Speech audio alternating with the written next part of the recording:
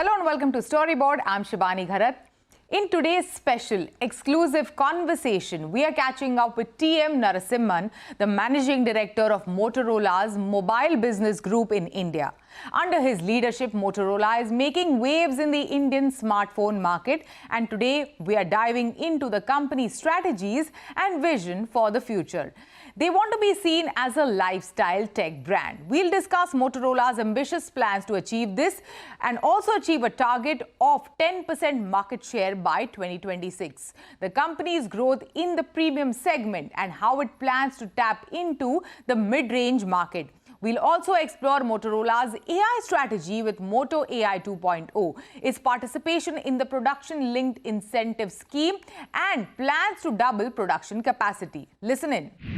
The overall idea is to move towards becoming a lifestyle tech brand. So how are you pivoting in that direction? One of the realizations the company had was the mobile devices today are personal in nature.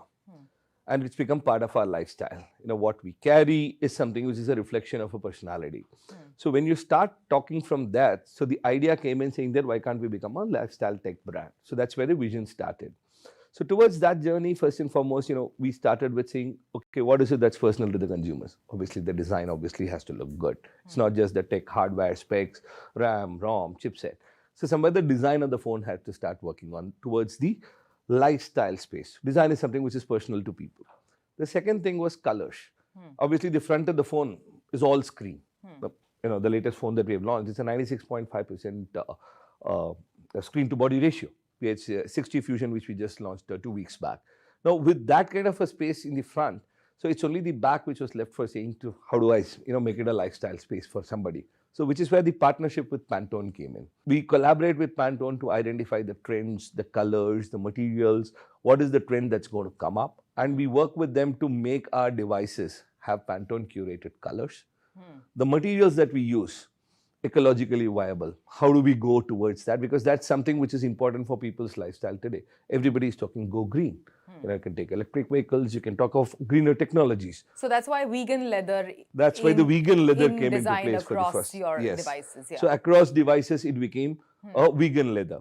So the preferences were from colors, the trends, the design. Starting from Pantone, the colors became personal. It was a lifestyle, this thing. Being ecologically sustainable, so vegan leather came into place. So the design elements, what we start using. So all those things, the pivot started saying, how do we pivot ourselves towards a lifestyle tech brand? And that's the journey which we are evolving, and we're continuing to work on it. So all our devices, you would see the colors, the materials that we use. Now, post vegan leather, how do you make it even more personal for somebody? So some of the devices that you see, you would see it's not just a leather finish. Some people don't like a leather finish. Now, can I give them a nylon fabric finish? Or last year when we launched the H50 Ultra, some people said, I don't absolutely want anything in leather. The H50 Ultra came with a wood finish, right? So it's all materials which are recyclable, environmentally conscious. But how do we play not just with colors, but take it to the material and finishes? So last year it was the finish of wood. This year you would see a nylon or a fabric finish coming in within the same partnership with Pantone. How is this financial year panning out, TM? And last one was really good for you guys at Motorola. How is this one panning out with so much of volatility and, trade tensions and, inflation that is concerning and geopolitics that is bothering everyone across the globe? All the markets are affected. So how is this one panning out, considering also you have set out an ambitious target of, acquiring 10% market share, being one of the top 3 players in the India market. So what are some of your strategies in place to, reach this target? See, from an India perspective, the market is there. The market is not degrowing. That's a healthy sign. Let me put it that way. The market is not degrowing. And the outlook, whatever I read about from various research agencies, the outlook continues to be a growth. The growth is happening in 2 fronts. So one, from a volume front, it's in a single digit. But everybody is predicting a value at about a double-digit growth. So that means there is a premiumization happening within whatever sale is happening. So that is where, if you had, to refer to the earlier discussion that we had, or the presentation that I had, the premium mix becomes important. So which is why the devices that we are launching have to have the premium devices. But for us to answer your specific question to how do we address the challenge of being the number 3 player, we need to bring in differentiation. So reverting back to the previous question, lifestyle tech is one differentiation. Yeah, that's one differentiation. 2, UI UX, AI. AI is the new thing which has come up, and we don't know what is the limit of AI going to be. With Moto AI 2.0, we are trying to make your device that much more personal to you. Yeah. Right? So the personalization of AI, rather than being a reactive AI agent, it's going to be a proactive AI agent. So today, all AI agents, pretty much you ask question, it answers. So Moto AI 2.0 is not going to be just reactive. Obviously, it will work on the reactive front, but it will also be proactive. Yeah. It will prompt you. So if you're chatting up with somebody, or if you're clicking some photographs, it is going to prompt you and ask you, do you want to edit this the way you want it to? It is going to prompt you, but rather than you thinking and asking it to edit it. So those are all the personalization which will create a differentiation and the ecosystem play. You would have just recently heard that we have launched our Moto Book and Moto Pad. The ecosystem makes it a seamless movement across usage for you. So those are all use cases that we are trying to build on to in our aim to reach the number 3 player in India. There was one point in time when the sub 10,000 rupees bracket was doing really well for Motorola. But during your presentation, you mentioned how the premium is performing well for you guys. In fact, flip devices did exceedingly well for Motorola. So tell us more about, your play or your strategy in the premium segment and also in the mid-range and the mid-premium segment, and what is your strategy? What are some of your priorities over there? Okay, so one, we want to be a full range player. So today, if you talk about it, our phone starts at a 6,999 and then goes up to all the way up to 79,999 or an 89,999. We are a full range player. 3 years back, it was pretty much a less than 10,000 smartphone play, which was for Motorola for us. 5 years back, 2-3 years back, we started establishing ourselves as a serious player in the 10 to 20K price segment. 2 years back, we started playing in the 20 to 30K segment, and that started doing well for us. And last year has been phenomenal for us in the greater than 20K segment for us, which is what I shared with you earlier as well. So now our objective is to have the same lifestyle tech across all devices. So if you see the 6,999 device would also be vegan leather, would also be Pantone curated colors, would also have a Corning Gorilla Glass, as it would be in our premium devices.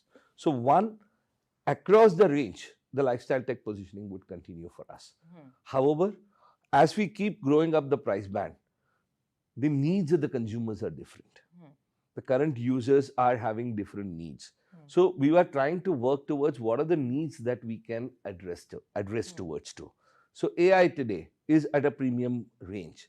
Now, which is where a Moto AI 2.0 comes in. Because it's not just because it's premium devices, it is because the chipset requires a certain AI capability.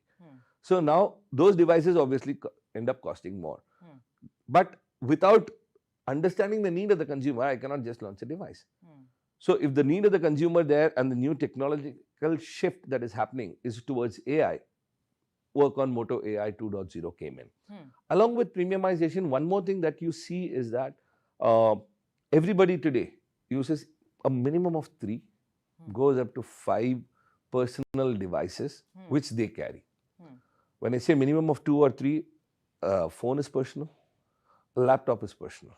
Then you've got a TWS, you've got a watch, you've got a tablet. So these are 5 devices which are extremely personal and all are connected towards a single ecosystem. So our strategy is, if we need to give the users a unified experience, how do we diversify and give them a unified experience with our ecosystem strategy as well? So that is one of our pillars for us, to start working towards giving that premium experience for the consumers. Not just that, when I say premium, it's an experience and I'm not talking about the price band. Right? How well we can make it reach the masses and go for it. So that's how we are trying to build our strategy. Motorola was one of the first players to get involved in PLI, production linked incentive scheme. Going forward, how is it going to help Motorola? The government has always been wanting to promote the manufacturing ecosystem, especially in the electronic sector, from 3-4 years, 5 years back itself. So Motorola as a brand, we wanted to be committed to that. So hence we were one of the first participants in PLI 1.0. And just now the government has just announced last month the component PLI on the mobile ecosystem as well. So our global strategy team is strongly evaluating as to how can we participate on the same and how do we go about building the same. Obviously, we have manufacturing in multiple locations, but then we are committed to making in India. So today, 100% of the phones which is sold in India is actually manufactured in India for us. And the entire growth that we have seen over the last 3 years of year-on-year 100% plus growth, we have been adding capacity in India to cater to that growth. So, and with the government's strong messaging for promoting the manufacturing in the electronic segment, Motorola would be 100% committed, in fact, more than 100% committed to continue participating in the same and work towards making in India for the Indian consumers and of course for the globe as well. So that is something which we'll continue to play on the way we started 5 years back. We'll continue with the PLI and we'll continue working on with the government's objectives and making it a big play actually for the Indian consumers. We all know India is a very important market from a tech, a smartphone perspective. Tell us, how do you assess the current market dynamics in India and what are some of the things that will shape, this market going forward according to you? You've got 19 brands in play. I'm not talking about group companies, I'm talking about 19 different brands. Yeah. Now, it's one of the most competitive market. I mean, you take US, the top 3 brands have a share of about 97% of the market in US or Japan. Whereas if you talk of India, probably the top 10 brands put together end up making what, 70, 80%? It takes 10 brands to make a 70% market share or 80% market share. There is still others, right? So it's one of the most competitive markets.